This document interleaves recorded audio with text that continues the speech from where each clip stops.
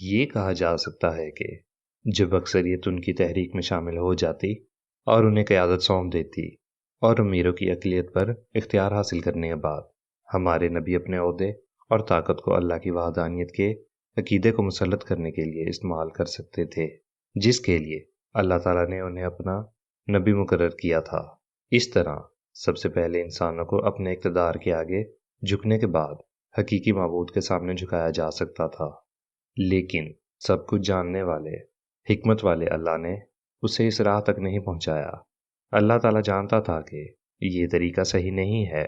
وہ جانتا تھا کہ معاشرے میں حقیقی سماجی انصاف اسی وقت آ سکتا ہے جب تمام معاملات اللہ کے قوانین کے سپرد کر دیے جائیں اور معاشرہ مجموعی طور پر اس کی طرف سے مقرر کردہ دولت کی منصفانہ تقسیم کو قبول کرنے کے لیے تیار ہو، اور معاشرے کا ہر فرد خواہ وہ دینے والا ہو یا لینے والا اس بات پر پختہ یقین رکھتا ہے کہ یہ نظام اللہ تعالیٰ نے واضح کیا ہے، جس پر عمل کر کے وہ نہ صرف اس دنیا میں فلاح پائے گا بلکہ آخرت میں بھی اجر پائے گا۔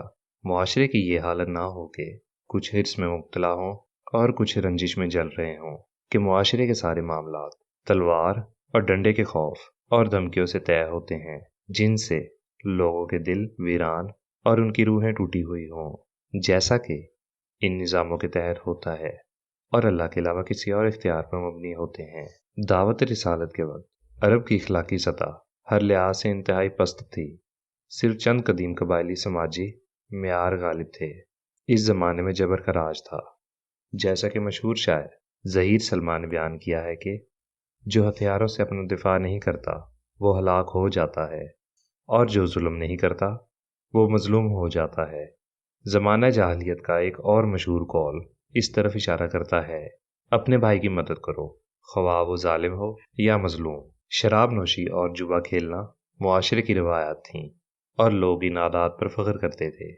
زمانہ جاہلیت کی تمام شاعری شراب اور گیمنگ کے موضوع کے گرد گھومتی ہے۔ طرفہ عابد کا کہنا ہے کہ اگر ایک نوجوان کے لیے 3 چیزیں نہ ہوتی تو وہ کھانے کے سوا کسی چیز کی پرواہ نہ کرتا۔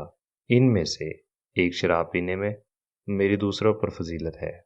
زنا کاری مختلف شکلوں میں پھیلی ہوئی تھی اور اسے قابل فخر سمجھا جاتا تھا، جیسا کہ تمام جاہلی معاشرے نئے یا پرانوں میں ہوتا تھا۔ حضرت عائشہ رضی اللہ تعالی عنہا نے زمانہ جاہلیت کے معاشرے کی حالت کو ان الفاظ میں بیان کیا ہے۔ جاہلیت کے دور میں 4 قسم کی شادیاں ہوتی تھیں۔ ایک تو یہ تھی کہ ایک آدمی کسی سے اپنی بیٹی کا ہاتھ مانگتا یا شادی کا، خواہش مند لڑکا شادی کا تحفہ دیتا اور اس لڑکی سے شادی کرتا۔ دوسری قسم یہ تھی کہ حیض کے درمیان ایک شخص اپنی بیوی سے کہتا کہ فلاں آدمی کو بلا کر اس سے حاملہ ہو جائے، وہ اس دوران اپنی بیوی سے دور رہے گا اور اس کو اس وقت تک ہاتھ نہیں لگائے گا جب تک کہ حمل کی علامات ظاہر نہ ہو جائیں، پھر اگر وہ چاہتا تو اس سے ہم بستری کرتا۔ اس نے یہ طریقہ اپنایا تاکہ اعلیٰ نسب کا بیٹا ہو سکے۔ شادی کی ایک تیسری شکل پولینڈری تھی۔ 10 سے کم مردوں کا ایک گروہ عورت کے پاس آتا اور اس سے ہم بستری کرتا۔ اگر وہ حاملہ ہو جائے اور پھر بچے کو جنم دے اور ولادت کے بعد چند راتیں گزر جائیں تو وہ ان کو پکارے گی۔ کوئی بھی اس بلاوے کو رد نہیں کر سکتا تھا۔ جب وہ سب اکٹھے ہوتے تو وہ ان سے کہتی، تمہیں نتیجہ معلوم ہے، میں نے ایک بچے کو جنم دیا ہے۔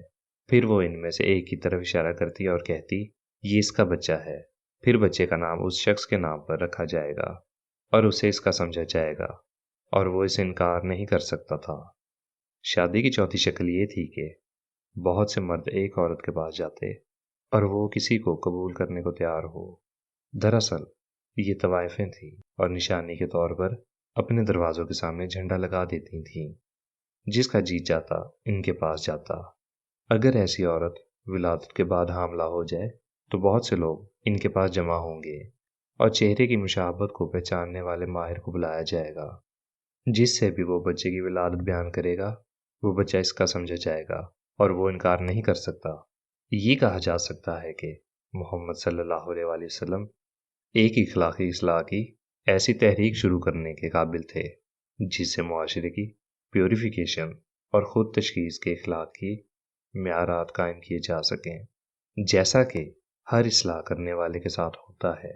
ہمارے نبی کو بھی کچھ ایسے راست باز اور سیدھے لوگ ملتے جو اپنے معاشرے کے اخلاقی انحطاط سے ناخوش ہوتے۔